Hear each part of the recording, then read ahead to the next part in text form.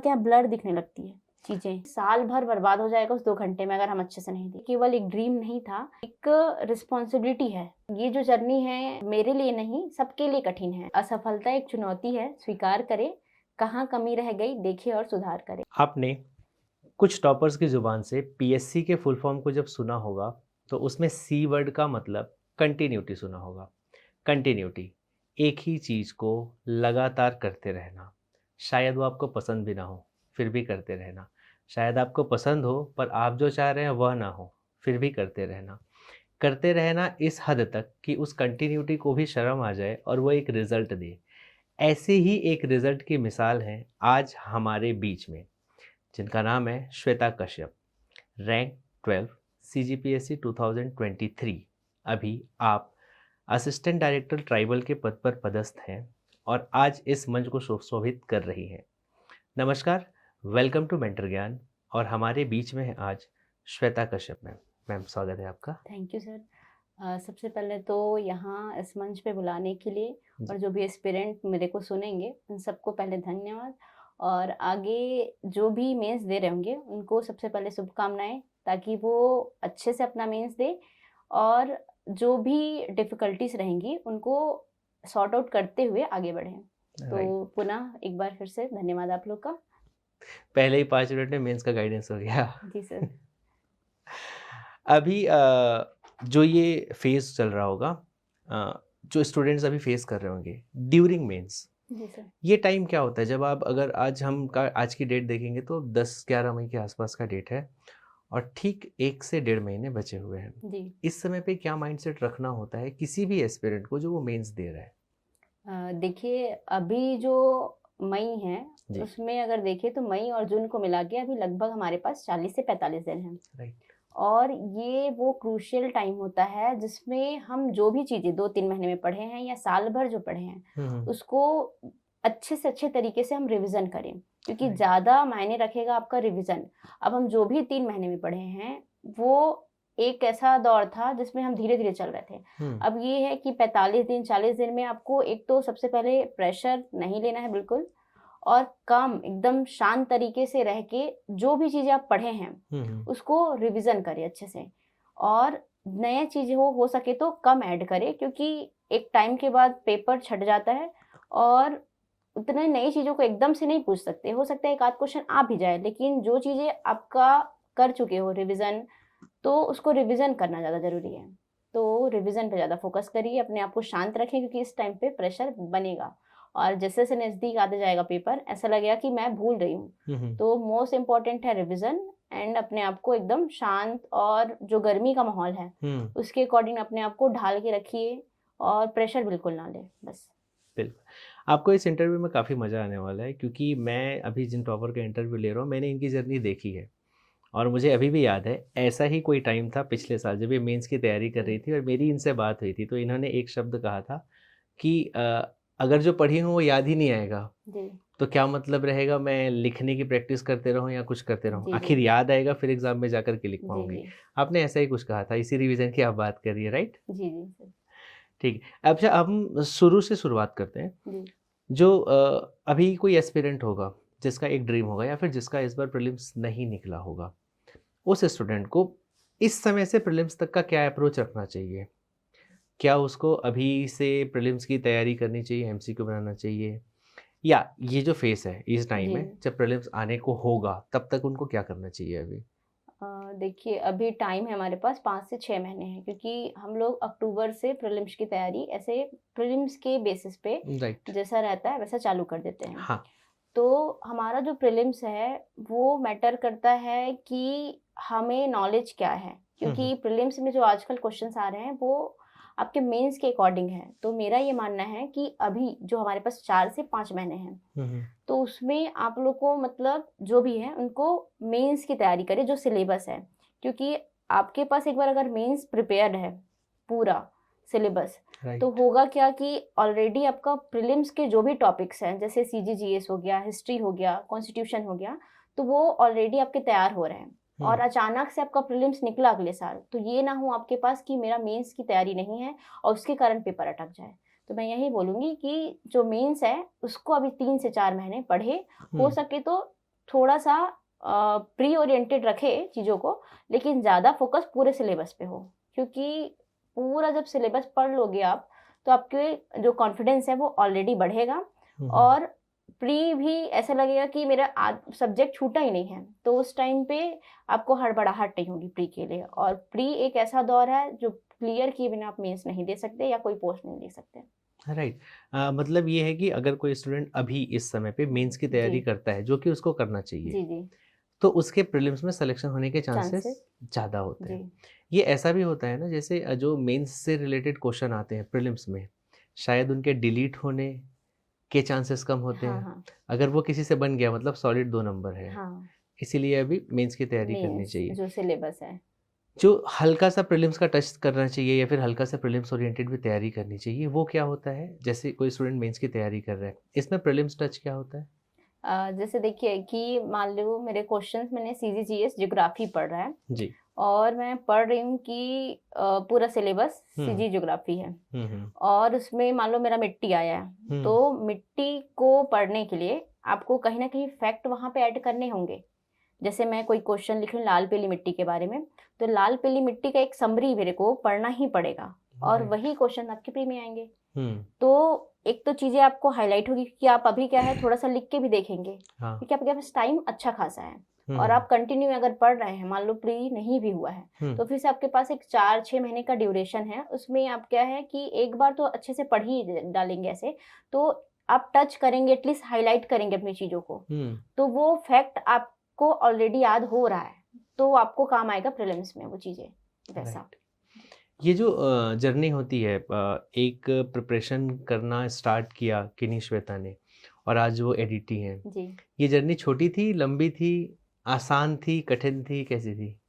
आसान तो नहीं थी, क्योंकि मुझे मतलब 5 अटेम्प्ट लग गए, और देखा जाए जो अपने थे दोस्त थे उन्होंने काफ़ी आसान भी बनाया। अच्छा। एक तरीके से, क्योंकि जो प्रेशर था, जो एक प्रकार से रहता है कि मेरा हो पाएगा कि नहीं, उस बेसिस पे देखिए तो जो अपने लोग थे उन्होंने, जैसे टीचर हो गए, फ्रेंड हो गए, फैमिली हो गई, तो उन्होंने तो आसान लाइफ मतलब बनाया। पर ये जो जर्नी है देखा जाए तो मेरे लिए नहीं, सबके लिए कठिन है, क्योंकि हर कोई इसके लिए लगा हुआ है, और लंबा हो ही जाता है सबका, क्योंकि एक आध अटेम्प्ट में निकल गया शायद किसी का तो वो अलग है, लेकिन 3 से 4 अटेम्प्ट है वो काफ़ी ज़्यादा मतलब पैनिक वो रहता है, और फिर नहीं हुआ, कई बार रुक रहा है पेपर, तो फिर आपको फिर से चालू करना, वो दिक्कत होती है, तो कहीं ना कहीं कठिनाई भरा तो रहता ही है। और ड्यूरेशन की बात करें तो मुझे जो ड्यूरेशन में टाइम लगा इसको मतलब सेलेक्ट होने में, तो वो उसका कहीं ना कहीं कारण मिस गाइडेंस भी रहा कहीं कहीं पे, कि प्रॉपर एक मार्गदर्शन नहीं मिला, भटके कहीं पे, तो इन सब की वजह से टाइम लग गया। मतलब आपने जो 4 अटेम्प्ट अपने गिनाए, वो गाइडेंस अगर पहले अटेम्प्ट में मिल गया होता तो उसी टाइम पे पोस्ट था? शायद हो जाए, एक इतना लंबा तो शायद नहीं लगे रहता, ऐसा है। क्या चेंजेस होते हैं अगर उस समय पे आपको गाइडेंस मिल गया होता, कोई आपको गाइड कर दिया होता, जिसको हम अपने टर्म में मेंटोर कहते हैं, या गाइड करने वाला, कोई गाइड ही कह देंगे, अगर वो पहले अटेम्प्ट में मिल गया होता, जी क्या होता, चेंजेस क्या होते हैं? सबसे पहले तो जो मेरे साथ हुआ लंबा जो जर्नी रहा, उसका कारण था कि मैंने प्रॉपर टेस्ट सीरीज नहीं दिए थे। राइट। और एक ऐसा रहता है ना कि आपको एक जो बुक रहते हैं जो हमारे स्टडी मटेरियल्स, उसके बारे में जानकारी नहीं थी, और जो टेस्ट होता है या एसे राइटिंग वगैरह भी देखा जाए, या प्री के फैक्ट एक्चुअली पढ़ना क्या है, तो उन सब के कारण टाइम लगा।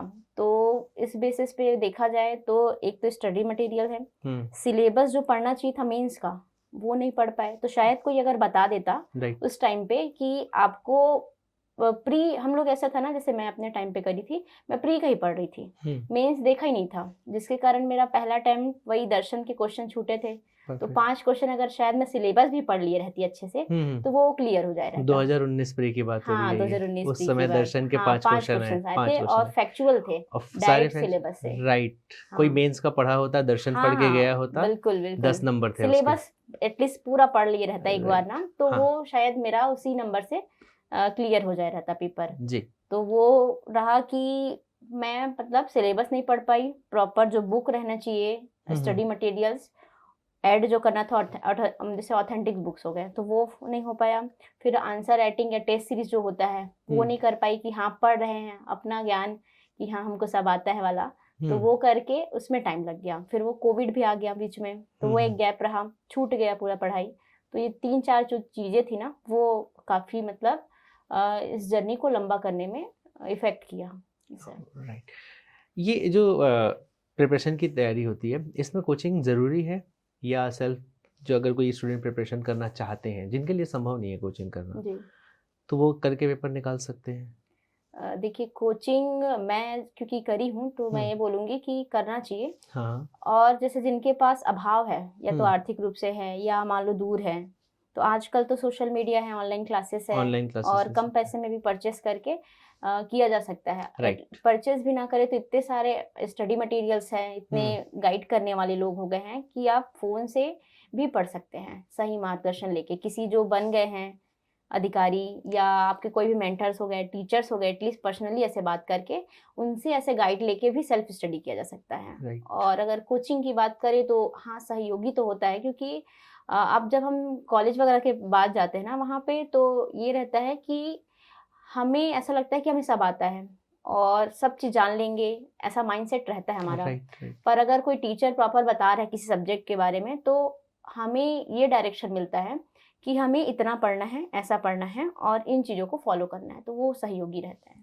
Perfect. जब कोई अभी प्रीलिम्स की तैयारी इस समय पे करें जी, और दिन के सपोज MCQs नहीं लगा रहे हैं, वो सही कर रहे हैं गलत कर रहे हैं? प्रीलिम्स की जैसे तैयारी अभी से कर रहे हैं और MCQ की बारी में बात करें तो अभी हमारे पास टाइम है। और जब पेपर नज़दीक आता है 2 या 3 महीने बचे रहते हैं तो हड़बड़ाहट रहती है। हम केवल रिवीजन पे फोकस करते हैं, प्रीवियस ईयर क्वेश्चन पेपर नहीं देखते, और कहीं कहीं ऐसा हो भी जाता है कि प्रीवियस क्वेश्चन पेपर मतलब जो क्वेश्चंस होते हैं वो फिर से रिपीट कर देते हैं। तो अभी लगाना ही चाहिए क्योंकि आप खाली हो, और हमारा जब दिमाग कभी खाली रहता है या हम खाली रहते हैं, कोई टारगेट नहीं है सामने, तो वेस्ट करते हैं टाइम। तो उसके बदले हम मॉक लगाए जो MCQ है, ताकि उसमें होगा क्या कि जो नए क्वेश्चंस मिलेंगे या ऐसे क्वेश्चन जो रिपीट हुए कई बार, तो आपको हाईलाइट करते बनेगा उन चीज़ों को, और आप उसको पढ़ के लास्ट में जो पेपर रहता है उसमें बस जा सकते हैं। तो लास्ट में ये प्रश्न रहेगा कि मैं MCQ नहीं लगाई, तो आप रिवीजन पे फोकस करेंगे फिर लास्ट में, तो आपका समय बचेगा उससे। तो वो जो 4 अटेम्प्ट आपने दिए थे उसमें इंटरव्यू कितने में था? इंटरव्यू नंबर नहीं, मतलब आपने 4 अटेम्प्ट दिए तो सावरे में आप इंटरव्यू तक गई थी या फिर किसी में प्रीलिम्स मेंस ऐसा कुछ कहीं तक की जर्नी थी? मैं 2019 से दे रही हूँ अटेम्प्ट, मेरा ये 2023 का 5वां अटेम्प्ट था। तो 2019 में और 2020 में मेरा प्री नहीं क्लियर हुआ था। उसके बाद 2021 में मैंने दिया इंटरव्यू, और 22 में भी दिया और 23 में भी दिया, कंटिन्यू 3 साल। ओके, तीन इंटरव्यू रहा जी। यानी घर वालों ने 2 अपसेट तो देखा होगा। जी। फिर तीसरे में वो 28 नवंबर को क्या था माहौल घर का? तीसरे में तो मैं यहीं थी बिलासपुर में। और ये एक्सपेक्टेशन थी क्योंकि पेपर इस बार का 2023 का जो पेपर देखा जाए मेंस का, मजेदार था, वो काफी इंटरेस्टिंग था बोलना चाहिए या टफ था बोलना चाहिए, समझ नहीं आया। बस ऐसा था कि जाके लिखो पेपर, बस निकल जाए पेपर, ऐसा लग रहा था, और लिख के आना है ये था। और उसके बाद क्या लिखा है नहीं पता, तो ऐसा था ना रिजल्ट को लेके कि शायद इंटरव्यू को कॉल आएगा कि नहीं। क्योंकि ऐसा था, हर किसी से यही सुनने को मिल रहा था कि पेपर टफ था, पता नहीं इस बार चेक कैसे होगा, और मतलब मॉडल आंसर क्या होगा इस पेपर का। राइट। तो एक्सपेक्टेशन तो नहीं था कि इंटरव्यू तक मतलब जाके इतना अच्छा रैंक आ जाएगा। ये था कि इंटरव्यू हो जाएगा पर सिलेक्शन का चांस कम लग रहा था, क्योंकि जो 22 और 21 का पेपर था उसमें काफी अच्छा लिख के आए थे, और पेपर भी हमारे अकॉर्डिंग था बोलना चाहिए, स्टैटिक ज्यादा था उसमें। तो उसमें जब नहीं हुआ तो इसमें कैसे होगा, ये वाली वो थी दुविधा बोलना चाहिए। और जब अचानक से आया रिजल्ट तो मेरी एक फ्रेंड ने बताया कि रिजल्ट आ गया करके, तो देखे तो अनएक्सपेक्टेड थी चीजें, तो आंसू ही नहीं रुका बोलना चाहिए। फिर घर में पापा को फोन किए, पापा उस टाइम पे मेरे मतलब मंडी में थे, धान खरीदी केंद्र वाली जगह पे जिस टाइम हो रहा था। ये नवंबर धान खरीदी का टाइम। राइट। तो वहां थे, मैंने फोन किया तो पापा को लगा 112 आया है। मैं बोली नहीं 12 है। तो फिर ऐसा था कि काफी रोने लगी मैं भी। फिर हाँ घर में तो फिर अच्छा ही था, क्योंकि हर बार ऐसा होता था 22 में भी 21 में फोन उठाए तो बात कैसे करी, रिजल्ट इस बार फिर रुक गया, हाँ नहीं हो पाया। हाँ। और ये कुछ अलग था। और उन लोग पूछते थे कि इस बार का तो निकल ही जाएगा, 2 दी है, तीसरा है। लेकिन वही पेपर मीन्स अच्छा लग रहा था, अच्छा गया ही नहीं है, तो कैसे रिजल्ट का बोलूं। तो मैं बोलती थी देखा जाएगा, पता नहीं है ऐसा। तो काफी अच्छा माहौल था। माहौल था, मजा आया। हाँ। जब आप ये प्रिपरेशन के दौरान, पूरी जर्नी के दौरान थे, बीइंग अ फीमेल कुछ डिफिकल्टी आती है? फीमेल और मेल अगर देखें, जी। एक एस्पिरेंट अगर एक फीमेल है एक मेल है, ऐसा लगता है कि फीमेल को ज़्यादा हार्ड है उनके लिए ये जर्नी, या अलग है? देखिए, रहता थोड़ा बहुत, अगर हम पारिवारिक बोले या समाज की दृष्टिकोण से, तो हाँ थोड़ी बहुत रहती है।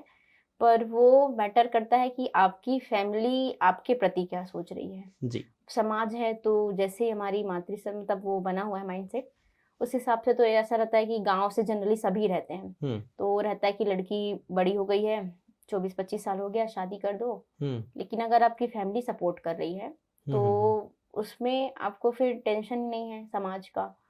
तो वो एक चीजें रहती है कि फैमिली का सपोर्ट मिलना चाहिए। और दूसरी जैसे बाहर रहने का या थोड़ी बहुत होती है डिफिकल्टीज पैसे के मामले में जैसे है, तो वो ऐसा है कि अभी अब आजकल सुविधाएं आ गई है, तो उस हिसाब से देखा जाए तो कम हो गई है डिफिकल्टीज, क्योंकि आज महिलाओं का एक माइंडसेट भी बन गया है कि कैसा भी हो हमको करना है वाला। तो देखा जाए तो उतनी डिफिकल्टीज नहीं है, और है भी तो उसको ट्रैकल से किया जा सकता है। राइट। जी। ये जो पूरी मेंस की तैयारी रही है, जी। उसके लिए आपने नोट्स बनाए थे या कोई बुक फॉलो किया था? बुक फॉलो किए भी थे तो कौन कौन सी बुक हैं जो हमको पढ़नी चाहिए मेंस की तैयारी के दौरान? मैं तो कोचिंग से ही करी थी। हम्म। तो जो बुक जैसे स्टार्टिंग में सर लोग बताए थे, तो वो सब बुक थे ही। लेकिन हुआ ये कि हो नहीं रहा था फिर, तो और भी जैसे स्टैंडर्ड बुक थे, तो फिर मैं उसको पढ़ना स्टार्ट की। और जैसे? जैसे हिंदी के लिए तो रहता ही है, जैसे पेपर 1 के लिए हम्म। आपका विनय कुमार पाठक। विनय कुमार पाठक। इंग्लिश के लिए वही लूसेंट और स्पीडी का, जैसे जी। स्टार्टिंग में जो कर रहा है, जैसे जो एस्पिरेंट है जो एकदम स्टार्ट कर रहे हैं शुरू से और हिंदी मीडियम के जैसे, तो उनके लिए ऐसा है कि स्पीडी का बुक है, लूसेंट का बुक थोड़ा लेट से स्टार्ट करिए। और जैसे लैंग्वेज है छत्तीसगढ़ी के लिए, तो उसके लिए भी विनय कुमार पाठक है, तो वो वाली बुक हो गई। और जैसे एसे का अगर देखा जाए तो एसे तो कुछ है नहीं, बस न्यूज़पेपर वगैरह पढ़ें। कुछ अगर मान लो किसी चैनल का है, कोचिंग का है, जैसे दृष्टि का जो एडिटोरियल एडिटोरियल आता आता है, है, हाँ राइट। वो। और आप जैसे किसी मैगजीन को फॉलो कर सकते हैं, तो उसके लिए तो मतलब दिक्कत नहीं है ऐसा है। हाँ। और बाकी जैसे स्पेक्ट्रम है हिस्ट्री के लिए, हिस्ट्री के लिए, इंडियन और हिस्ट्री के हाँ, लिए और कॉन्स्टिट्यूशन लक्ष्मीकांत। लक्ष्मीकांत। हाँ, तो यही सब बुक थी। ये सारी बुक हैं। हाँ। छत्तीसगढ़ जीएस के लिए? छत्तीसगढ़ जीएस के लिए मैं तो एक सर लोग पहले जब स्टार्ट में की थी, मतलब स्टार्टिंग की थी कोचिंग, तो एक तो बनवाते थे और खुद के कोचिंग का भी बुक रहता था कभी कभी। फिर बाद में लगा कि सफिशिएंट नहीं है, तो फिर और जैसे क्वेश्चन आते गए कि स्टैंडर्ड बुक से पूछा गया, जैसे कि समग्र छत्तीसगढ़ वगैरह लिया गया, हिंदी ग्रंथ अकादमी थी, जैसे और बुक अभी तो काफी बढ़ गई है, मतलब स्टैंडर्ड बुक का चलन जैसे देखा जाए या क्वेश्चंस उठाने का तरीका है उसी से ले रहे हैं। जैसे राम कुमार बिहार की बुक हो गई, आपका गीतेशम रोहित की बुक हो गई, तो ये सब बुक फॉलो करें। और बाकी हिंदी ग्रंथ अकादमी है, और कोचिंग की भी बुक इसमें ले सकते हैं, जो भी आपको कोचिंग अच्छा लग रहा है या आप जहाँ से करे हैं। मार्केट में तो कई ऑप्शंस रहते हैं। स्टूडेंट्स का बाकी सब्जेक्ट्स में तो नहीं, पर कुछ जो मेन डाउट रहता है वो होता है फिलोसफी, सोशियोलॉजी, पेपर 7, जी। इनके लिए कोई स्पेसिफिक बुक है या इंस्टीट्यूट से नोट्स है, क्या फॉलो करना चाहिए? देखिए, मैं जैसे पेपर 7 के लिए तो मेरे को तो नोट्स बनवाया गया था कोचिंग में, पर ऐसा लगा कि एक टाइम में वो भी सफिशिएंट नहीं है ऐसे। तो मैं जो मतलब एक रहता है ना कि पेपर 7 मतलब एक्ट है, एक्ट के सोशल मीडिया वगैरह में भी क्या रहते हैं, कंटेंट रहते हैं। और पेपर जो प्रीवियस ईयर के क्वेश्चन है उसके अकॉर्डिंग मैं पढ़ी थी, क्योंकि पेपर 7 लेंदी सब्जेक्ट है ऐसे, मतलब देखा जाए तो उसमें बहुत ज़्यादा पढ़ने के बाद नंबर कम आते हैं। तो उसको एक तो बुक आप किसी भी कोचिंग का ले लो, क्योंकि है सफिशिएंट है, जो सिलेबस में है वही चीजें दी गई है। और ऐसा है कि उसको आप पूरा भी नहीं पढ़ सकते, तो उसको शॉर्ट में लेके आप एक तो कोचिंग की कोई भी बुक उठा लो, या तो थोड़ा बहुत किसी एक्ट के बारे में स्पेसिफिक, अगर उस साल वो करंट में है तो सोशल मीडिया से भी ले सकते हैं वैसा। मतलब सोशल मीडिया का हेल्प ले लीजिए। पेपर 7 में हो सकता है, क्योंकि एक्ट वगैरह है ना, तो डायरेक्ट अगर आप सर्च करें तो ऑथेंटिक मिलता है वो चीज़ें, और उतना पढ़ना भी नहीं है तो आप शॉर्ट में कुछ कुछ ऐसे क्वेश्चन बना के उसको लिख सकते हैं, पूरा नहीं। ओके, प्रेजेंट कंडीशन को देखते हुए अगर कोई स्टूडेंट अभी एसए की तैयारी करना चाहे, जो मेंस दे रहे हैं, उनको कौन कौन से टॉपिक अभी कर लेनी चाहिए? एसे के टॉपिक में तो ऐसा रहता है कि 4 ऐसे आएंगे, 2 नेशनल इंटरनेशनल है, 2 छत्तीसगढ़ के हैं, वो आपको लिखने होंगे। हाँ। राइट।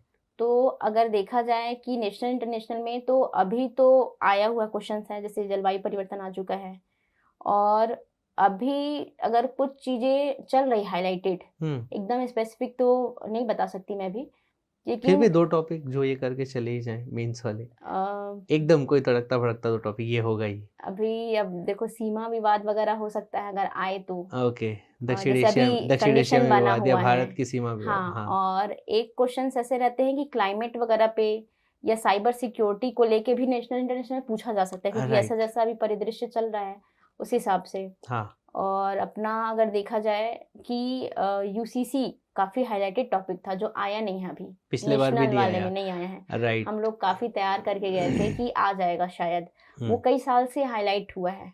समान नागरिक संहिता, जो हाँ, हिंदी हाँ, समान नागरिक संहिता, अगर मे भी चांसेस है तो। राइट। और जैसे सीजी के लिए है तो सीजी के लिए योजनाओं से उठा रहे हैं, या हो सकता है बस्तर और सरगुजा की ओर देखो, जो हमारा 10 स्तंभ था ना, रणनीतिक स्तंभ पिछले साल वाले बजट में। और अभी काफी जैसे देखा जाए ना तो बस्तर और सरगुजा पे काफी फोकस हो भी रहा है, चाहे वो प्रशासनिक अधिकारियों की पोस्टिंग को लेके हो, या उनके डेवलपमेंट को लेके हो, या कोई भी प्लांट या उद्योग या खनिज जो भी कुछ चीजें हैं, तो मे भी शायद अगर आए तो वहां से टॉपिक कुछ आ सकता है, से रिलेटेड टॉपिक आ सकता है, जो हमारे पॉइंट्स में थे बजट में पिछले साल के। राइट। ये बस्तर से या फिर छत्तीसगढ़ में जो नक्सलवाद का टारगेट देखा गया है मार्च 2026 हटाने का, उससे वर्क भी हो रहा है काफी, देखा तो शायद नक्सलवाद को कुछ मोड करके इस बार उससे क्वेश्चन भी बना सकते हैं। ये कुछ टॉपिक है। हाँ, क्योंकि छत्तीसगढ़ पे ज्यादातर ऐसे जैसे आते हैं ना, तो डेवलपमेंट पे जो गवर्नमेंट कर रही है, या वर्तमान में किसी एक पर्टिकुलर समुदाय या मेल फीमेल किसी पे भी कर्मचारी हो, महिला हो, फोकस्ड है अगर कोई चीजें, जैसे महतारी वंदन योजना वो हाईलाइट थी पिछले बार, लेकिन आया नहीं, तो हो सकता है उसका कुछ अपडेट करके जो चीजें क्या रहा इसका, उसके बाद क्या फायदे हुए या क्या चुनौतियां, ऐसा करके भी दे सकते हैं, क्योंकि बजट से भी क्वेश्चन उठते हैं।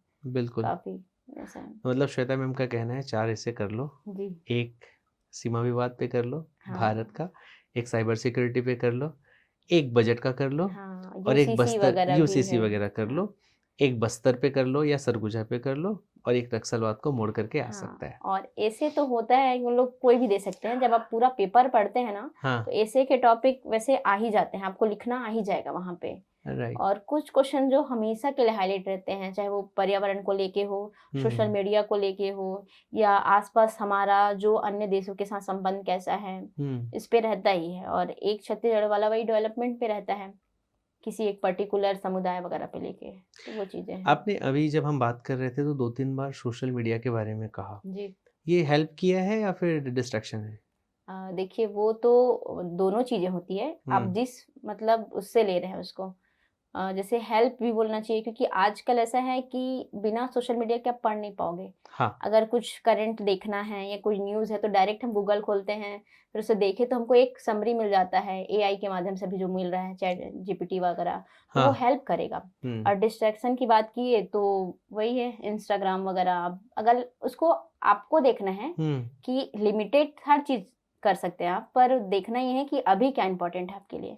आपने कैसे यूज किया था? मैं दोनों वे में, इंस्टाग्राम तो नहीं करी, डिस्ट्रैक्ट भी हुई थी नहीं, डिस्ट्रैक्ट उतना नहीं हुई थी, क्योंकि एक जब प्रेशर रहता है ना आपको पढ़ना है, तो वो चीजें ना शुरुआत में रहेगी थोड़ी बहुत, फिर जब जब आप नजदीक होते जाएंगे ना अपनी पढ़ाई और उसके प्रति, तो वो थोड़ा छूटते जाता है, ऐसा है। ओके, डिस्ट्रैक्शन अगर आप फोकस रहे तो डिस्ट्रैक्शन कम हो जाता है, अपने आप कम हो जाएगा। बस श्वेता जी, ये जो जर्नी अगर आपको ऐसी लग रही है कि 4 साल की जर्नी रही है जी या उससे पहले भी, आपने जैसे थोड़ी देर पहले मुझे बताया कि तैयारी आपने कॉलेज के टाइम से आपको दिमाग में आ गया था कि इसकी तैयारी करनी है, उस समय से अगर मैं मोटा मोटा गिनूँ तो 6 साल से आप इस फील्ड में जी मेहनत कर रहे थे। कभी ऐसा नहीं लगा 2 या 3 मेहनत के बाद कि अब छोड़ दूँ? छोड़ने का तो बोला जाए तो लगा, कई बार लगा, और शायद हर किसी को ऐसा लगता है कि अब बस हो गया। हाँ। पर जो मोटिवेशन है, एक तो पेरेंट्स रहते हैं, एक खुद का एक ड्रीम रहता है कि हम अपने से जो सीनियर लोग रहते हैं, जो बन चुके हैं, उनको देखते हैं, उनकी जो आगे की लाइफ देखते हैं, वो कहीं ना कहीं हमको मोटिवेट करती है। और एक ऐसा लगता है कि छोड़ तो देंगे पर इसके बाद करे क्या, क्योंकि इतना टाइम आप इन्वेस्ट कर चुके हो अपनी तैयारी के लिए, एक अच्छा पकड़ बन चुका है आपके उसमें तैयारी में। तो लगता तो रोज है कि छोड़ दे, पर कहीं ना कहीं जो आसपास की चीजें हैं ना, वो आपको मोटिवेट करती है, तो आप फिर एक नए मोटिवेशन के साथ फिर लग जाते हैं। ऐसा यानी अगर कोई एक स्टूडेंट आज तैयारी चालू करे और अभी से अगर तैयारी करता है और अगले साल को उसका पेपर निकल जाता है, जी सपोज वो एडीटी बन जाता है जी अगले साल, जी तो अगले साल के नवंबर में बनेगा, जी उससे पहले तो नहीं बनेगा, नहीं है ना? जी मतलब अभी से उसके पास 1.5 साल है। 1.5 पर्याप्त साल है। का मतलब 400 दिन। जी क्या 400 दिन उसके लिए सेम रहेंगे? वो मोटिवेटेड रहेगा? सेम तो नहीं रहेंगे, क्योंकि हर एक दिन उतार चढ़ाव आएंगे। आएंगे। उतार चढ़ाव में कई चीजें हो सकती है, खुद का एक हेल्थ इशू होता है, खुद के साथ साथ जैसे परिवार है, पेरेंट्स है, उनके साथ कुछ चीजें हो सकती है, या खुद आप ऐसा है कि किन्हीं चीजों को लेके परेशान हो सकते हो, या तैयारी अच्छा नहीं हो रहा है करके डिमोटिवेट हुए, तो वो हर एक दिन अलग रहेगा। वो आपको तय करना है कि हर एक दिन को बेहतर कैसे बनाएं, उसके लिए कैसे आप रोज उसी एनर्जी के साथ उठे और फिर से तैयारी चालू करें। तो उसके लिए आपके पास एक मोटिवेशन होना चाहिए, और मोटिवेशन कुछ भी हो सकता है जो आपको एक एनर्जेटिक फील करवाए, और आप उसी एनर्जी के साथ मॉर्निंग में अपनी पढ़ाई एक नए सिरे से चालू करें।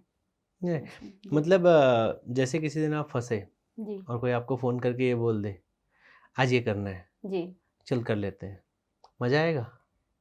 वो तैयारी के टाइम, ये पढ़ाई का ही कहे, पढ़ाई मतलब आज ये पढ़ेंगे, चल करते हैं। हाँ, तो वो आपके जैसे एक आप टाइम डिसाइड किए हैं अपने पढ़ने का, अगर वो आपके टाइम को ज्यादा इफेक्ट नहीं कर रहा है, जैसे ग्रुप स्टडी, हर किसी का क्या है, पढ़ने का तरीका अलग होता है। कोई अकेले में पढ़ता है, कोई ग्रुप में पढ़ता है, और कोई ग्रुप में भी कुछ टाइम के लिए कुछ टॉपिक को वो कर रहा है, सेल्फ भी पढ़ता है और ग्रुप में भी ग्रुप में भी पढ़ता है, और कुछ टॉपिक को लेके भी ग्रुप में डिस्कस करते हैं, क्योंकि तरीका अलग अलग होता है, और हर एक टॉपिक को पढ़ने का भी एक अलग अलग सबका स्ट्रेटेजी रहता है। हाँ जी। तो अगर वो चीजें आपको बेनिफिट दे रहा है, अगर कोई टॉपिक है, जैसे इसे वगैरह टॉपिक है, तो उसको आप करिए, ग्रुप में करिए, समझिए उसको, क्योंकि क्या है ना कि आप पढ़ रहे हैं जैसे, तो कोई एक ऐसा टॉपिक है जिसके बारे में आप अच्छे से नहीं सोच पा रहे हैं, हो सकता है सामने वाले उसको और बेहतर तरीके से समझा पाए आपको, या वो ज्यादा जान रहा है आपसे, तो उसको डिस्कस कर लेंगे, तो क्या उसके पॉइंट आप में ऐड हो जाएंगे एक्स्ट्रा, तो आप करेक्ट उसको ऐसे फ्रेम करके फिर आप अच्छे से ऐसे भी लिख सकते हैं, अगर ऐसे की बात करें इसमें तो। और कोई टॉपिक ऐसे रहता है, जैसे अभी हाल ही में जैसे हैं, तो सीमा के बारे में है, जैसे सीमा विवाद वगैरह चल रहा है, तो क्या है कि हम पढ़ रहे हैं, हमको उतना समझ में नहीं आ रहा है, सामने बिल्कुल मान लो समझ में आ रहा है, तो वो आपको समझा पाए उस टॉपिक के बारे में, तो वो अच्छा है आपके लिए, कम समय में आप ज्यादा चीजें समझ पाएंगी। और अगर ये समझाने वाली बात को ना रखें, वो आदमी आपके साथ नहीं पढ़ेगा, बस वो कह देगा कि आज आपको इतना करना है, और आप उसको कंप्लीट किए, कंप्लीट करने के बाद फिर नेक्स्ट डे आपको बोला आज इतना करना है, फिर नेक्स्ट डे, तो क्या इसमें कभी किसी दिन मोटिवेशन की कमी फील होगी किसी को भी? मोटिवेशन, आपके पास पूरा चीज़ें तैयार है जी, आज ये करना है, आज ये करना है, आज ये करना है, तो मोटिवेशन का देखे तो ये मतलब ये है ना कि आप उन चीजों को कैसे ले रहे हैं, वो आपके ऊपर है। राइट। और अगर आपको डिस्ट्रैक्ट कर रही वो चीजें, मतलब आप पढ़ रहे हैं और उसमें वो चीजें आपको टाइम वेस्ट जैसे लग रही, क्योंकि एक रहता ना कि सबका कि मैं पढ़ रहा हूँ पर शायद वो डिस्ट्रैक्शन लग रहा है मेरे को, तो आप छोड़ दीजिए उसको। और अगर कुछ, क्योंकि सबको एक समझ में आने लगती है चीजें कि ये टाइम वेस्ट है, डिस्कस करने वाली चीजें भी कभी कभी टाइम वेस्ट लगने लगती है। तो वो आपके ऊपर है, आप उसको डिसाइड करें उसी टाइम पे कि वो चीजें डिस्ट्रैक्शन का काम करें या मेरे लिए अच्छा बेनिफिट देगा, और बेनिफिट देगा फिर उसके बाद उस डायरेक्शन में आगे बढ़िए। हाँ, और नहीं है तो छोड़ दीजिए उसको फिर। परफेक्ट। ऐसा है। ये जो स्टूडेंट्स जो होते हैं, जैसे आपने कहा कि आपसे एक गलती हुई थी कि आपको टेस्ट सीरीज नहीं पता था, नहीं किए थे, कितना इंपॉर्टेंट होता है टेस्ट सीरीज? क्या वो आपके कई अटेम्प्ट बढ़ा सकता है अगर आप वो नहीं कर रहे हैं तो? हाँ जी बिल्कुल, क्योंकि डायरेक्ट पेपर में लिखना और आप अगर 4 बार गलती करें किसी टेस्ट में लिख के तो वो मतलब सुधरेगी आपकी चीजें, क्योंकि वहां तो आपको टाइम एक ही बार मिलेगा, 4 ही दिन मिलेगा, और या एक अटेम्प्ट मतलब जो 2 घंटे की मतलब टाइम है वो मिलेगा। तो अगर वही गलतियां, चाहे गलती कुछ भी हो सकती है ना उसमें, जैसे हो सकता है कि बबल फिलिंग होता है उसमें हो सकता है, और जैसे मान लो स्लीप सो के, जैसे होता क्या है ना कि अगर प्री की बात करें तो प्री में कुछ चीजें ध्यान में रखी जाती है, जैसे गोला भरने वाला चीजें होती है, प्रेशर के कारण नींद नहीं आना, तबीयत खराब हो जाना, मान लो कुछ खा लिए कुछ भी, ये सारी चीजें पेपर को अफेक्ट करती हैं। बिल्कुल, क्योंकि 2 घंटा है ना आपके पास। अब मान लो आप नींद नहीं पूरा करके गए, पढ़े तो सब है जी, लेकिन नींद कंप्लीट नहीं हुआ तो वहाँ क्या ब्लर दिखने लगती है, चीजें भर रहे हैं क्वेश्चन, क्योंकि अनकॉन्शियस माइंड ऐसे होने लगती है चीजें। एक तो प्रेशर इतना ज्यादा रहता है क्योंकि हमारे पास ये दिखता है कि साल भर बर्बाद हो जाएगा उस 2 घंटे में अगर हम अच्छे से नहीं दिए। प्रेशर हावी रहता है, और ऊपर से अगर नींद ना ले तो भी दिक्कत करेगा। तो ये है कि आप टेस्ट दो और उसी कंडीशन में दो जैसे पेपर में जाके दोगे, मतलब रियल टाइम एक्सपीरियंस लो पहले। हाँ, और एक बार नहीं कई बार होगा तो आप क्या आदी हो जाएंगे उस चीजों के कि ये चीजें हैं, इस वाले टेस्ट में मेरे से ये गलती हुआ था, आगे इसको नहीं करना है। और फिर कोई टेस्ट में ऐसा गलती तो वो गलती पकड़ाते जाएगी। इनफैक्ट जो क्वेश्चंस पढ़ने का तरीका है, या जैसे मतलब क्वेश्चंस अगर मान लो 1 लाइन आ रहा है तो होता क्या है कि हम 4-5 ऑप्शन देखे और लगा कि ये आंसर है तो हम सीधा लगा के आ जाते हैं, और टेस्ट में मान लो वैसी किए और वो गलत हो गया तो दिखता है कि ये चीजें नहीं करनी है, पूरा पढ़ना है शुरू से आखिरी तक, चाहे वो क्वेश्चन कितना भी सरल हो, चौथे ऑप्शन तक जाना ही है। और अगर मेंस की बात करें जैसे टेस्ट सीरीज वगैरह की, तो मेंस में होता क्या है 4 दिन है आपके पास, वो 4 दिन मतलब अलग ही रहता है, इतना सुपर फास्ट चलता है वो 4 दिन। हाँ, पता ही नहीं चलता, पहला दिन और 7वां पेपर, हाँ निकल गया, लगता है पेपर के पहले की 4 दिन जाएगा कैसे, इतना धूप है, गर्मी है, प्रेशर है, नींद कंप्लीट नहीं होता, खाने का दिक्कत, जैसे तबीयत, किसी को खिलाता भी नहीं है ना, और तबीयत खराब भी हो सकता है, तो फिर 6-6 घंटे लिखना है, ऊपर से सुबह से जाओ, फिर वही शाम, फिर वही रात, कंटिन्यू चलते रहता है वो चीजें जी। तो वो जो 4 दिन रहता है उसको आपको हैंडल करना सबसे ज्यादा इम्पोर्टेंट है। होता क्या है कि कई लोग के साथ शुरू से अच्छा पढ़ते रहते हैं, टेस्ट वगैरह में भी अच्छे नंबर्स आते हैं, टॉप भी करेंगे, लेकिन 4 दिन में जाके वो चीजें बिगाड़ देते हैं, हैंडल नहीं कर पाए। हाँ, तो टेस्ट देते रहोगे ना आप, जैसे होता क्या है कि वीकली होता है कई जगह टेस्ट, या 3 दिन 4 दिन में हो रहा है, तो आप देते जाओ कंटिन्यू, टॉपिक वाइज, एक यूनिट का होता है जैसे, या किस सब्जेक्ट का हो रहा है तो देते जा रहे हैं, तो उसमें क्या आपकी प्रैक्टिस है। और जब लास्ट में मेगा टेस्ट होता है तो सेम कंडीशंस वाली चीजें रहती हैं उस टेस्ट में, तो आप जो चीजें पेपर में करेंगे उसको उस 4 दिन में करें, तो होगा क्या कि आपको आपकी कमियां, चाहे नींद की दिक्कत हो, खाने की दिक्कत हो, हड़बड़ी जैसी चीजें होती है, एंजाइटी होता है, वो सब आप कंट्रोल कर पाएंगे। तो पूरा तो नहीं बोल पाऊंगी कि उसका पेपर का प्रेशर अलग रहता है, हाँ, लेकिन कुछ चीजें एक हद तक आप उसको कंट्रोल कर पाएंगे। आपको ये समझ में आ जाएगा कि मैं क्या खाऊं तो मेरे को सूट करेगा, कितने घंटे की नींद लूं, प्रेशर कैसे मेरा कम होगा, ये सब तैयारी में रिवीजन कैसे करना, जैसे 2 घंटे हैं, देखना कैसे है, जो 2 पेपर के बीच का टाइम होता है, एक प्रकार का बोलना चाहिए कि आप प्रैक्टिस कर रहे हैं उन चीजों का जो आपको आगे करना है एग्जाम हॉल में करना है। बिल्कुल। ये जो आपने बोला 2 घंटे का रिवीजन कैसे होता है वो? सिनॉप्सिस जैसा कुछ बना लीजिए, या ऐसा देखा जाए कि मान लो पेपर 4 है, तो पेपर 4 मतलब सेकेंड दिन और दूसरे चौथा शिफ्ट पे रहेगा, दूसरे शिफ्ट पे सेकंड डे का। तो पेपर 4 तो पेपर के लिए मतलब बहुत इंपॉर्टेंट है बोलना चाहिए, स्कोरिंग है।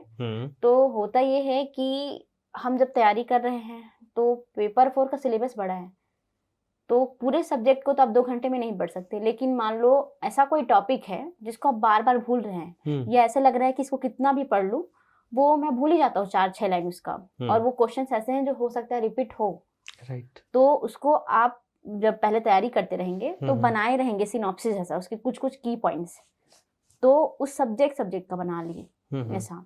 और जनरली होता है कि हमको जैसे 2 घंटे जो गैप होता है उसमें ये करना चाहिए कि जो सेकेंड शिफ्ट में जो पेपर हो रहे हैं उसका ही सिनॉप्सिस या जो भी शॉर्ट नोट्स होगा आपके पास या कोई टॉपिक होगा जिसको आपको रिवीजन करना शेष रह गया है तो आप उसको लेके जाइए उसमें। तो 2 घंटे बोलने का रहता है ऐसे, बाकी खाने में, वहाँ से निकलने में, थोड़ा रिलैक्स करने में, थोड़ा पहले जाने में निकल जाता है। बोला जाए तो ओवरऑल 1 घंटे 1 घंटे आपको पढ़ने को टाइम तो मिलता थोड़ा है। सा ऐसा लगता है ना कि पलटा लो तो भी से मन को अच्छा लगे, अच्छा लगता है, दिख गया वो हाँ, आँख के दिख सामने। गया बस। तो ये जो पेपर 4 का सिनॉप्सिस आपका बना था, इस बार काम आया पेपर 4 में? हाँ, मेरे पास ना नोट्स था। मैं जब हाँ। 21 में मतलब देना था मेरे को, हम्म, तो साइंस के मैं बना ली थी और कोचिंग से भी था मेरा नोट्स, हम्म, तो वो काफ़ी यूजफुल रहा मेरे लिए। ऐसा अच्छा। है, हाँ। तो आप किसी भी चीज़ का नोट्स बनाओ या मत बनाओ, 2, 4 और 6 ये तीनों नंबर जो के पेपर सेकेंड शिफ्ट में है सेकंड आपका, शिफ्ट में होना है। पेपर 2, हाँ पेपर 4, पेपर 6। हाँ, क्योंकि होता ही है ना कि पहले तो हम जब मॉर्निंग में जा रहे हैं तो जो पहला पेपर रहेगा पहले शिफ्ट में उसको तो पढ़ ही रहे हैं पढ़ ही रहे हैं, ऐसा। राइट। तो ये तीनों पेपर का आपके पास सिनॉप्सिस होना चाहिए। बिल्कुल। कैसे बनाते हैं सिनॉप्सिस? सिनॉप्सिस जैसे देखिए कि हर एक टॉपिक का तो आप नहीं बना सकते क्योंकि आपके पास इतने ज़्यादा चीज़ें हैं बनाने को। तो कुछ टॉपिक्स ऐसे रहते हैं जो कठिन भी है और देखा जाए तो इम्पोर्टेंट है। तो कोई एक टॉपिक ले लिए जैसे, तो कॉपर है, जैसे कॉपर के अयस्क है, वो 1 साल 2 साल में आता ही है, तो थोड़ा उसका डायग्राम वगैरह बना ले, 2 सूत्र लिख लिए उसका कुछ या उसमें क्या क्या पॉइंट्स हैं, जैसे भर्जन, निस्तापन, ऐसे जो होता है ना, प्रगलन या शोधन वगैरह, तो वैसे एक दिखे छोटे से पेज में कि आपको लगे कि एक बार पलटाने से मैं इस क्वेश्चन को जाके लिख दूंगी या जो होगा, हाँ, जैसे उसमें लिख पाए। तो 750 शब्दों में या जो भी मतलब जो भी आपके शब्द रहेंगे, तो जो 10 लाइन रहेंगे उसमें आप लिख पाओ उसको वैसा।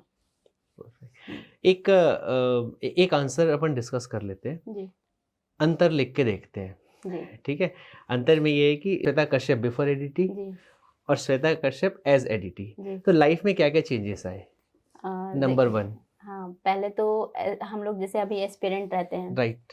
तो एस्पिरेंट का तो यही उद्देश्य रहता है कि मॉर्निंग में उठना है, आपको जो रूटीन आपका बना हुआ है उसको फॉलो करना है, फिर आपकी उस दिन की एक दिनचर्या जो रहती है उसकी प्रायोरिटी डिसाइड रहती है कि आपको इस टाइम पे खाना है, करना है, और ओवरऑल देखा जाए तो आप सब चीज छोड़ के केवल आपको पढ़ना है। उसमें सबसे मेन होगा पढ़ना, राइट, विदाउट डिस्ट्रैक्शन। अब इधर पॉइंट नंबर 1, हाँ, श्वेता कश्यप एज एडीटी, तो उसमें प्रायोरिटी रहेगी आपको उठना है, ऑफिस जाना है, जो भी आपको मिले ही जिम्मेदारी, उसको अच्छे से करना है।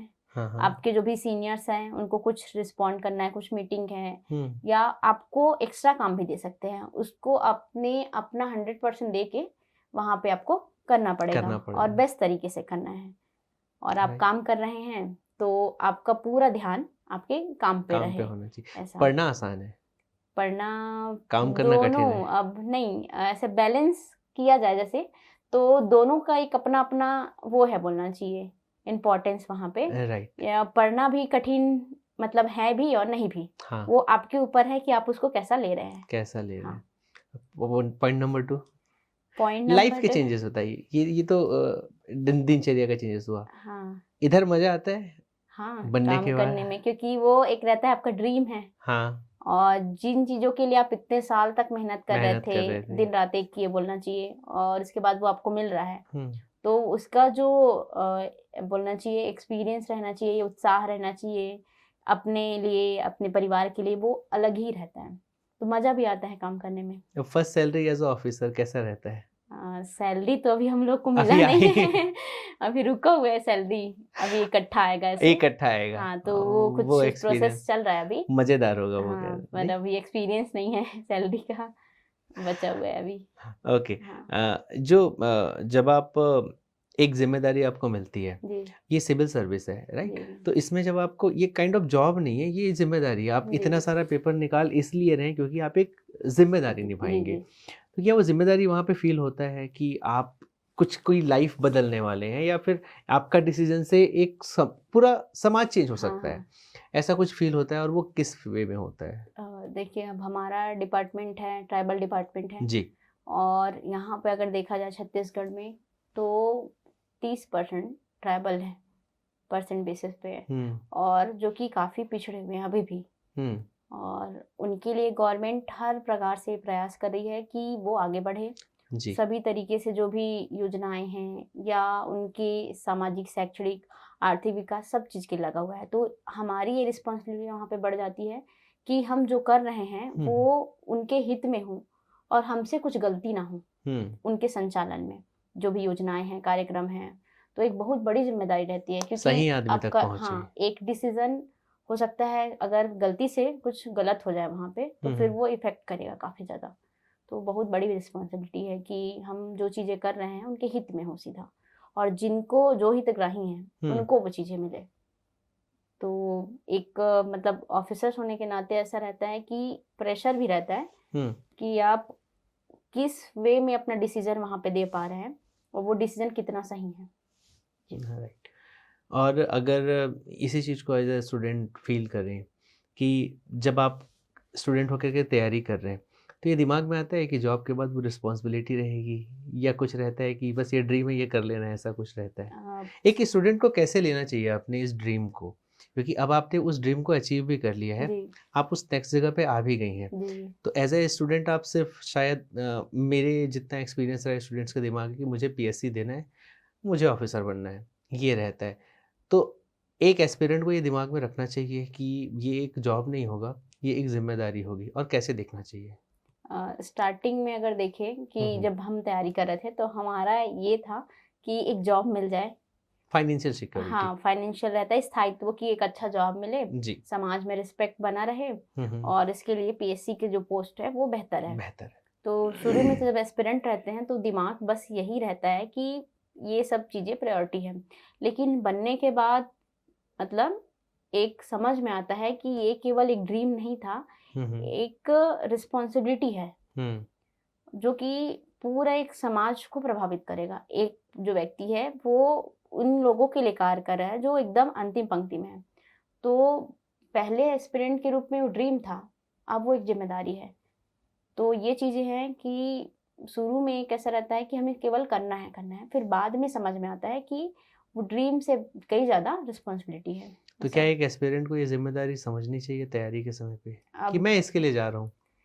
देखिए, अभी तो ऐसा रहता है कि जब हम तैयारी करते हैं तो वो सब चीज़ें आती ही नहीं है दिमाग प्रायोरिटी में रहता ही नहीं है, क्योंकि उसके बाद रहता है कि हाँ हमें मिल जाए तो हम कर ही लेंगे। तो ये कैसा माइंडसेट रहता है। हाँ, होना चाहिए या नहीं? होना चाहिए, बिल्कुल, क्योंकि उसी के लिए हम कर रहे हैं, राइट, और हमें उसी लिए चुना भी गया है या चुना जाएगा। ऐसा है। मतलब if you want to be an officer then live like an officer. Live like, हाँ, मतलब बिल्कुल वैसा ही आपको माइंडसेट रख करके तैयारी करना चाहिए, ताकि आप और उसमें अपना जब अच्छा आप इन्वॉल्व दे होने जाएं या जैसा भी हो, तो अब वो काम करना आपके लिए ड्रीम होना चाहिए, ना कि वो जॉब। तो शायद आपको जल्दी मिले और समझ आए, मोटिवेशन भी मिले कि हम किसी एक तबके के लिए काम करेंगे आगे, जो शायद हम भी उसी में थे पहले। ये एक मोटिवेशन के रूप में भी काम करेगा आपके लिए। आपके घर में आप पहली ऑफिसर हैं? हाँ, ऑफिसर्स में से पहले हैं, जैसे एक बड़े उसमें बोलना चाहिए, और बाकी बुआ है और मतलब चाचा है, पापा भी हैं, पर पापा का वही अर्धशासकीय है। तो ऑफिसर्स के रूप में मेरा ही पहला। तो सिलेक्शन होने के बाद घर में रुतबा कैसा होता है? घर में तो नॉर्मल लगता है, बस आस पास में ऐसे रहते हैं कि अब ये तो बन गई अधिकारी, तो थोड़ा वैसा ट्रीट करते हैं। पर मेरा ये कहना रहता है कि हम गांव के ही हैं, और पहले भी जैसे थे बस वैसे ही करिए ऐसा। अभी भी आप गांव में ही रहते हैं? हाँ, गांव में जाती हूँ मैं जी। घर ना मतलब गांव में ही है। कौन सा गांव है आपका? मुंगेली, बिरगांव मुंगेली से। बहुत बढ़िया। जब ये पूरा प्रिपरेशन हो रहा था, जब आप अपने सीजीपीएससी की प्रिपरेशन कर रहे थे, तो सीजीपीएससी ही करना ये दिमाग में कैसे आया था? पहले तो मैं ग्रेजुएशन कंप्लीट की, तब तक मेरे को ध्यान ही नहीं था कि ऐसा कुछ होता है पीएससी। और जब हम लोग ग्रेजुएशन के लास्ट दिन जब पेपर लास्ट हुआ, तो जो भी मेरे फ्रेंड्स थे या हमारे सीनियर्स थे, उन लोग का ये था कि अब हमको कोचिंग करना है, पीएससी है। तब तक तो उतना ध्यान भी नहीं था। फिर जब सब ऐसा क्लास जाने लगे, तब लोगों से जैसे बात हुआ, फ्रेंड लोग से, तो लोग था कि मैं सोची मैं भी एक बार जाके देखती हूँ क्या है। तो जब मैं कोचिंग में गई और वहाँ का माहौल देखी, और एक कोई ऐसे सेलेक्ट होके आए थे वहाँ पे, तो जब उनके बारे में सुना, उनको देखा, कोचिंग में जो माहौल देखा, वो एक नया लगा काफ़ी नयापन था उसमें, और ऐसा था कि ये कुछ बेहतर बनाएगा हमें। तो फिर वहाँ से मैंने भी मतलब कोचिंग मतलब ये तैयारी चालू आपको कर बेहतर दी। बनाएगा हाँ ऐसा। हाँ, बस वैसा है। तो अभी आपको जितने स्टूडेंट्स देख रहे होंगे, मैं उम्मीद करता हूँ कि इसमें ऐसे कई श्वेता हों जी जो आपको देख कर के ये सोचे कि मैं इस जगह पहुँचूँ और ये शायद बेहतर होगा जी जी। या ये मुझे बेहतर बनाएगा। उनको क्या करना चाहिए? अभी तो सबसे पहले अपना ग्रेजुएशन कंप्लीट करें मेरे हिसाब से, जी। क्योंकि 12वीं के बाद जैसे चालू कर रहे हैं कई लोग, ठीक है वो अपने स्तर पे, पर 12वीं के बाद ना 4 साल का गैप आता है ग्रेजुएशन तक। तो एकदम से 12वीं के बाद कॉलेज जो फर्स्ट ईयर है उसके बाद तो चालू मेरे हिसाब से नहीं करना चाहिए, थोड़ा कॉलेज लाइफ भी इंजॉय करना चाहिए। उसके बाद हो सके तो लास्ट जो फाइनल ईयर है, सेकेंड ईयर है, वहाँ से चालू कर सकते हैं। और चालू करे तो एक प्रॉपर मार्गदर्शन लेके करे, रैंडम किसी भी कोचिंग में चले जाएं या बिना गाइडेंस के पढ़ रहे हैं बस भीड़ में, वो नहीं होना चाहिए। एक जो भी मेंटोर्स है कोई भी, उनसे सलाह ले, अगर कोई बन गए हैं, आसपास हैं, किसी भी हॉस्टल में रह रहे हैं, परफेक्ट, और कोई आपसे सीनियर हैं जो शायद आपको अच्छा मार्गदर्शन दे पाए, सही गाइडेंस दे पाए, उनसे बात करके ही आगे तैयारी चालू करें। ये पता कैसे चलेगा कि ये सही गाइडेंस दे रहे हैं, ये गलत गाइडेंस दे रहे हैं? देखिए होता क्या है ना कि जो सेलेक्ट लोग रहते हैं या कोई कोचिंग के टीचर है, आपको उनसे बात करें, रैंडम किसी से भी ना पूछे, क्योंकि सब क्या है कि भीड़ को देख के या भीड़ में रह के बता रहे हैं वैसा होगा। और आप किसी ऐसे पर्सन से गाइड करें जो सिर्फ आपको गाइड आपको करे और साथ ही उनका तजुर्बा हो उस चीजों को लेके, कि वो या तो किए हैं या तो करवा रहे हैं, तैयारी करवा रहे हैं, चाहे वो कोई भी हो सकता है। तो उनसे आप ले, ऐसे रैंडम किसी से भी जाके पूछे तो वो अपने हिसाब से बताएगा उन चीजों को, और हो सकता है वो गलत गाइड भी करे। तो जो प्रॉपर दे रहे हैं गाइडेंस, कोई भी हो सकता है वो, तो उनसे आप सलाह लें, जिन्होंने उस एग्जाम को फेस किया है या या जिन्होंने उन लोगों से बात किया है, हाँ हाँ जी, जो सेलेक्टेड हैं, उनको उनके आइडियाज पता हैं, उनको उनके तरीके पता हैं, वैसे तो वो शायद सही गाइडेंस दें, ऐसा कुछ है। हाँ जी बिल्कुल। एक बहुत इम्पोर्टेंट चीज़ है जो लोगों के दिमाग में आती है, ये सवाल मैं आपसे इसलिए पूछ रहा हूँ कि आपको भी पता होगा कि जॉब के साथ शायद तैयारी संभव नहीं होती है या होती है।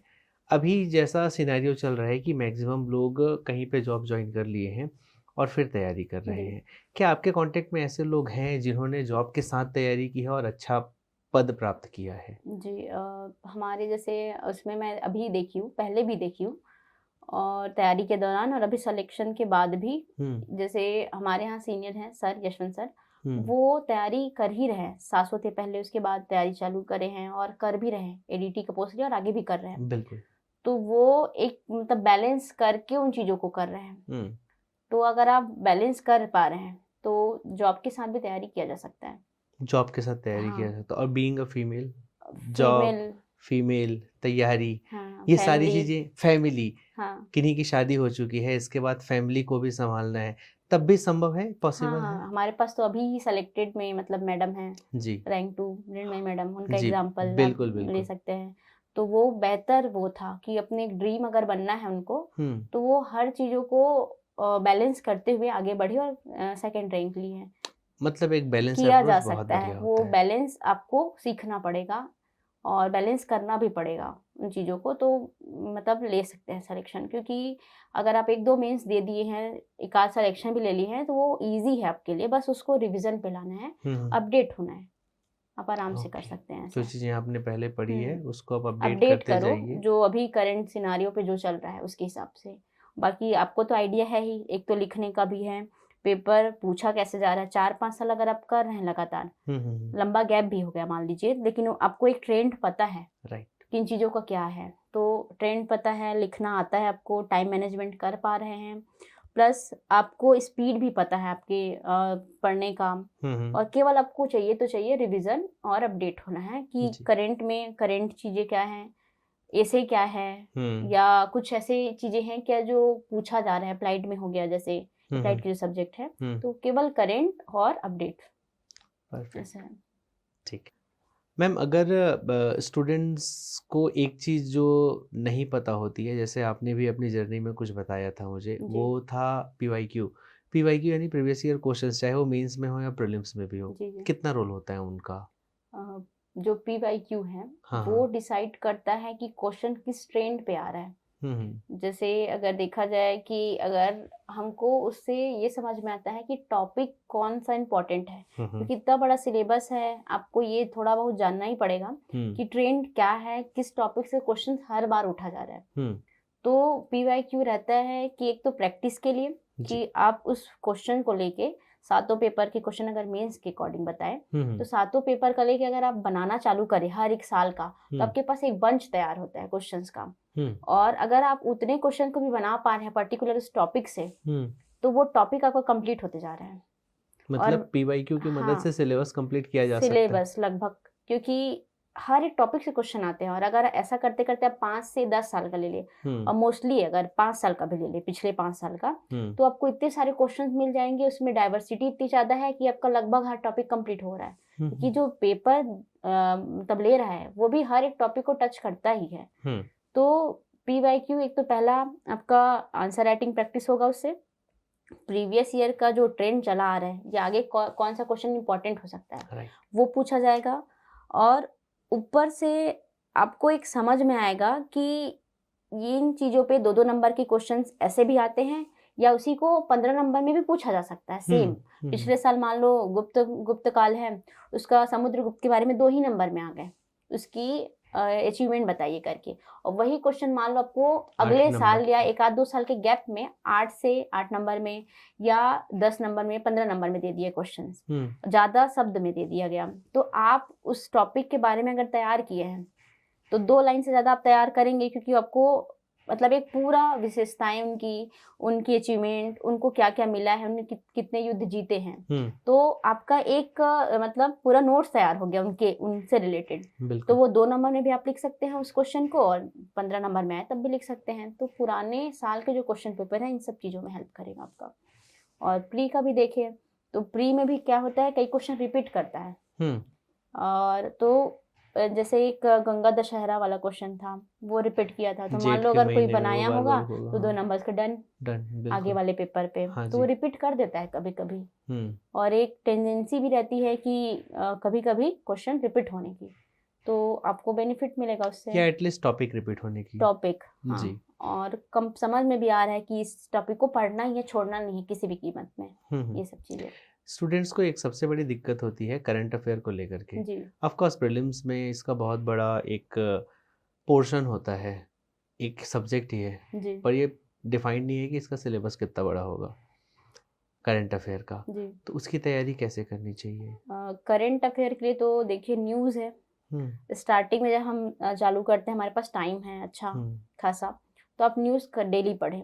जैसे कोई चीज़ें अपडेट हो रही है, जैसे ऑपरेशन सिंदूर वाला है वो हाईलाइट थी, तो मान लो अगर पूछा जाए आगे जो भी पेपर होगा, किसी भी पेपर में, व्यापम के हो, CGPSC के पेपर में हो, बाई चांस आ गया, तो आप अगर न्यूज़ पढ़ें उसके बारे में तो आप उसको बना लेंगे। किसी भी करंट अफेयर की बुक में ना हो, या मान लो आपके नॉलेज से वो हट भी गया, तो अगर आप लगातार 2 दिन 4 दिन सेम न्यूज़ बना हुआ है तो आप उसको बना लेंगे। लगभग उस टाइम का तारीख तो याद रहेगा, तारीख भी, एयरक्राफ्ट अगर कुछ वो हुआ है या क्या था, किस बेसिस पे वो ऑपरेशन चलाया गया है, तो एटलीस्ट रोज अगर आप पढ़ रहे हैं तो वो चीज़ें अपडेट रहेंगी आपको। और दूसरी चीज़ें हैं कि सोशल मीडिया में, जैसे कि यूट्यूब वगैरह में किसी एक चैनल को फॉलो करके जो अच्छा न्यूज़ दे रहा हो अपने छत्तीसगढ़ से रिलेटेड, इंडिया से रिलेटेड, तो उसको फॉलो कर सकते हैं। और लास्ट टाइम पे ऐसा रहता है जब पेपर नज़दीक है तो वहाँ पे कोई एक मैगजीन उठा सकते हैं किसी भी कोचिंग का, वो कंप्लीट कर लो, इकोनॉमिक सर्वे का और करंट का, तो आपका कंप्लीट हो जाता है इससे। और इसके बाद किसी स्टूडेंट को फील होता है कि अभी भी मेरा छूट गया है, तो उसको क्या करना चाहिए? देखिए छूटा तो रहेगा ही, क्योंकि कुछ ना कुछ हर किसी का छूटता है। हर चीज़ आप नहीं पढ़ सकते, और एक लिमिट ही रहता है हर चीज़ पढ़ने का। तो जो न्यूज़ बना हुआ है या एकदम वो है बोलना चाहिए ताज़ा और हाईलाइट है चीज़ें, तो उनको आप करें ही। बाकी अगर कुछ चीज़ें छूट रही है, तो अगर वो चीज़ें आपसे छूटी है तो हो सकता है कुछ और किसी दूसरे से छूटा होगा, तो वो सब ना सोचें, ऐसा है। एक स्टूडेंट्स का जनरल डाउट है, ये जनरल डाउट नहीं है, ये एक्चुअली उनका डर है कि जो टॉपर होते हैं उनके टेस्ट सीरीज में अच्छे नंबर आते हैं, ये सही है? हमेशा अच्छे आते हैं, शुरू से अच्छे आ रहे हैं, या वो परफेक्ट होते हैं? होता है ये, क्योंकि ये दिखाता है अगर आप लगातार टॉप कर रहे हैं तो ये दिखाता है कि आप उसको हर एक टॉपिक को अच्छे से पढ़ रहे हैं। पर ये जरूरी नहीं है कि वो टेस्ट सीरीज में अच्छा किया है तो वहां पे भी जाके टॉप करे। तो ये भ्रम है एक प्रकार का, बोलना चाहिए, क्योंकि अगर मैं अपना बताऊं तो मेरा टेस्ट सीरीज में नंबर नहीं आता था जहां मैं देती थी। हाँ। और लास्ट में मेरा ये रहता था कि मेरा सिलेबस कंप्लीट होना चाहिए। हाँ। और मेरा रिवीजन हो प्रॉपर, और लास्ट के जो पीडीएफ में है जो रिजल्ट हो रहा था उसमें मेरा नाम रहे, मैं उसको लेके चलती थी। तो मेरे फ्रेंड लोग का आता भी था, उन लोग एक प्रॉपर बना के रखते थे कि ये पेपर में भी अच्छा करना है, इसमें भी करना है, टॉप जो 1 2 3 है रैंक उसमें आना ही है। पर मेरा ऐसा कुछ बेसिस नहीं रहता था कि मेरे को टेस्ट में टॉप करना है। मेरा ये डायरेक्शन रहता था कि मेरे को लास्ट के जो पीडीएफ है, लास्ट के जो 4 दिन पेपर है, 2 दिन जो ये 2 घंटे के पेपर है, उसमें अपना बेस्ट करना है। तो ये दोनों चीजें होती है। तो ये भ्रम हटा दे कि जो टेस्ट सीरीज में टॉप कर रहे हैं या टॉपर्स ही टेस्ट सीरीज में टॉप करते हैं, ये दोनों कंडीशंस हो सकते हैं। बशर्ते आपका ये होना चाहिए, आपको रिवीजन अच्छे से करना है, आपके टॉपिक्स कंप्लीट होने चाहिए, अब वहां जाके आपको पैनिक नहीं करना है और वहां बेस्ट करना है जितना हो सके। ये चीजें जी। और टेस्ट कब देना चाहिए? सारा तैयारी होने के बाद? नहीं, टेस्ट तैयारी का तो क्या है कि तैयारी कभी कंप्लीट होगा नहीं जी, क्योंकि इतना बड़ा सिलेबस है। और आप ये सोचिए कि मेरा तैयारी 2 महीने का मैंने ड्यूरेशन किया, मैं पूरा सिलेबस पढ़ लूंगी, वैसा होगा ही नहीं। क्योंकि अगर आप एक टॉपिक पढ़े, 4 दिन उसको छोड़ दे, उसके बाद आप भूल जाएंगे उसको। तो ये भ्रम हटा दे कि मैं पूरा जब सिलेबस कंप्लीट होगा तभी तैयारी चालू करना है या टेस्ट देना है। आप देते रहिए, हर एक टॉपिक की तैयार करके दे, एक सब्जेक्ट का दे, और लेकिन उसके बाद उसको रिवीजन करते रहे। तो आपका एक तो नया सब्जेक्ट आपका तैयार भी हो रहा है, और ऊपर से जो चीजें आपकी पिछला आप दे चुके हैं टेस्ट वगैरह, वो चीजें रिवीजन पे लाएं, और तो रिवीजन भी हो रहा है और आपका आगे का तैयारी भी हो रहा है। तो दोनों को बैलेंस करके करना है। परफेक्ट। अगर अभी कोई एक एस्पिरेंट है जो तैयारी करना चाह रहा है, उसको एज अ मेंटोर या एज अ सेलेक्टेड पर्सन, शायद आपके कुछ कहने से उनकी तैयारी को एक डायरेक्शन मिल जाए, तो आप अगर कुछ कहना चाहेंगी तो प्लीज इस कैमरे पे स्टूडेंट्स के लिए। हाँ, यही है कि असफलता एक चुनौती है, स्वीकार करें, कहाँ कमी रह गई देखें और सुधार करें। और ये जो हरिवंश राय बच्चन जी की कविता है, उसमें 4 पंक्तियां हैं बीच की, मैं बोलना चाहूंगी कि ये कनेक्ट है हमारे सीजीपीएससी एस्पिरेंट। और अच्छा, उन्होंने उनके लिए ही लिखे हैं वो? नहीं, वो कोशिश करने वालों की हार नहीं होती, उसमें से कुछ लाइनें हैं जो मेरे को अच्छी लगती है। बिल्कुल बिल्कुल। और जो शायद आगे हमारे लिए भी इम्पोर्टेंट है, जो अधिकारी बन चुके हैं उनके लिए भी। और क्योंकि आगे काम भी करना है तो मोटिवेट भी रहना है, और जो कर रहे हैं तैयारी उनके लिए भी है जी। तो सिंधु जो गोताखोर है, गोताखोर सिंधु में डुबकियां लगाता है, जा जाकर खाली हाथ लौट के आता है। मिलते नहीं सहज ही मोती गहरे पानी में, बढ़ता दुगना उत्साह इसी हैरानी में। मुट्ठी उसकी खाली हर बार नहीं होती, कोशिश करने वालों की कभी हार नहीं होती। बहुत बढ़िया बात कही आपने। जो हम शुरुआत किए थे ना कंटिन्यूटी से, शायद एंड भी वहीं से ही हो रहा है। और ये आप बता रही हैं कि मैं कंटिन्यू थी, आप भी हो सकते हैं। बिल्कुल। और जो होगा उसको सिलेक्शन मिलेगा ये 100% है। जो छोड़ा नहीं है, कंसिस्टेंसी, धैर्य रखे जी, और मोटिवेशन बनाए रखे अपने लाइफ में। और डिमोटिवेशन तो आएगा, क्योंकि आप इतनी बड़ी चीज की तैयारी कर रहे हैं, और ये इतना लंबा आपका पेशेंस की मतलब परीक्षा बोलना चाहिए कि एक दिन में होगा नहीं। आपको लगातार लगे रहना है, और शायद दुगने उत्साह से करना है उन चीजों को हर एक रोज। तो वो क्या है, आपको इजी भी बनाएगा, हेक्टिक भी नहीं लगेगा आपको तैयारी के दौरान, और आपका पेशेंस भी बने रहेगा। क्योंकि सबसे बड़ा जो इस एग्जाम का बोलना चाहिए की पॉइंट है, वो है पेशेंस।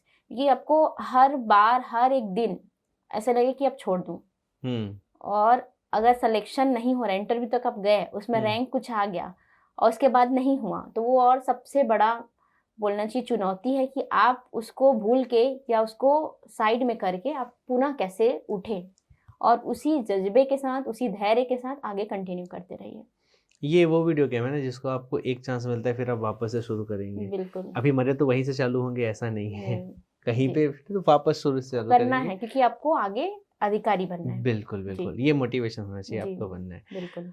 ओके, एक जो प्रथा है वो हम कंटिन्यू करेंगे कि आपके कोई भी ऐसे सहकर्मी हैं, दोस्त हैं, या फिर जो ऐसे व्यक्ति हैं जिनकी कहानी सच में ऐसी है या जिनका संघर्ष ऐसा है जिससे एक्चुअल में स्टूडेंट्स ये चाहेंगे कि हमको भी करना है, जो उनकी कहानी लोगों तक पहुंचे आप चाह रही हैं, प्लीज़ उनमें से किसी का नाम आप बता सके तो। देखिए, नाम तो मैं पर्टिकुलर नहीं ले पाऊंगी, लेकिन मैं ये बोलूंगी कि ये मेरी एक फ्रेंड है। उनका ऐसा है कि उनको तैयारी करना है और उनके पास साधन का भी काफी अभाव है। लेकिन ऐसा है कि वो कंटिन्यू उन चीजों को करने के लिए काफी डिमोटिवेटेड भी होती है जी। पर वो लगातार बनी हुई है। तो मैं यही चाहूंगी कि आपकी लाइफ में जैसे उनके लाइफ में है, हर प्रकार की चुनौती आएंगी, चाहे वो पारिवारिक हो, खुद के हेल्थ का हो या आर्थिक रूप से हो, और भी हो सकती हैं परेशानियां कई तरीके से, पर उन सब को अभी फिलहाल के लिए साइड में रख के 1 साल 1.5 साल आप उस सपनों की ओर जाएं जो आपको एक बेहतर लाइफ देगा, और शायद जो भी आपकी परेशानियां हैं उनको भुला दें। तो मैं यही बोलूंगी कि बने रहिए। मैम आप जो इनकी फ्रेंड है, बने रहिए। जी बिल्कुल। डेफिनेटली अगर ये कह रही हैं, हम यहाँ से दुआ कर रहे हैं, आप वहाँ तक पहुँचेंगी। चीज़ें हैं, जो चीज़ें चल रही हैं वो सारी चीज़ें ठीक होंगी और one day you will be that जो आप बनना चाहती हैं। ये इनकी दोस्त के लिए भी है और सारे स्टूडेंट्स के लिए भी है। अगर ठान लिए हो तो कहीं नहीं जाने वाला, वो आप ही के पास है, आप ही के हाथ में। देर सवेर आपको मिलेगा। हाँ। बस ठान लो, बस लगे रहना है, ठान लो और करते। अच्छा लगे तो भी करना है, बुरा लगे, खराब लगे तो भी करना है, तब भी करना है, पर करना है। प्रोसेस है ये, और छोड़ना नहीं है किसी भी कंडीशन पे। आप इतना आगे आ चुके हैं, इतना नॉलेज ले चुके हैं, समझ चुके हैं पीएससी को, तो डेफिनेटली आप बेहतर करेंगे। ऐसा है। वो एक कुल्हाड़ी और मारना है, फिर हीरा है अंदर, गैती एक और मारना है, अंदर हीरा है। राइट। ओके, बहुत अच्छा लगा मैम आपसे बात करके। मैंने आपकी जर्नी देखी है और मैं बहुत समय से चाह रहा था कि आपको बुलाएं, लोग आपसे सीखें, जो कंटिन्यूटी है एक्चुअली, जो मुझे आज हमेशा इनको समझाना था, बताना था। शायद मैं अपने उस चीज़ में अभी सक्सेस हो पाया होऊंगा, और जितने भी स्टूडेंट्स इसको देख रहे होंगे वो कुछ सीखें, अच्छा करें, श्वेता मैम बने, या जो भी हैं श्वेता मैम जैसी बने, और सिलेक्शन ले, एडीटी बने, डिप्टी कलेक्टर बने। इसी दुआ के साथ ये एंड करते हैं। बहुत बहुत धन्यवाद, बहुत अच्छा लगा।